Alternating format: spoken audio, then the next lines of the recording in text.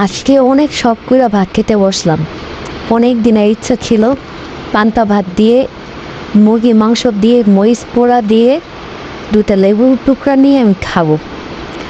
এখন আলুটা মেখে নিলাম, তারপরে লেবুর চিপটি নিলাম, তারপরে মরিচ নিলাম সামান্য।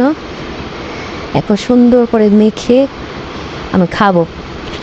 এই খাবারটা আমি ওই যে কোরিয়ান একটা মেয়ে ছিল না, কি জানি নাম, কল্পনা, সাউথ কোরিয়ার ওই মেয়েটা তার ছেলেকে খাওয়াইতো, তো ওটা দেখে আমার খুব খেতে ইচ্ছা করছিল।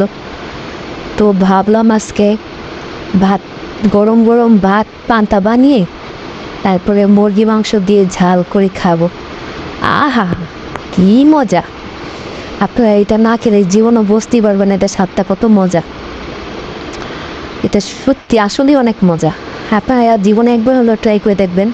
লেবু নিলে তো স্বাদটা আরও বেশি বেড়ে যায়।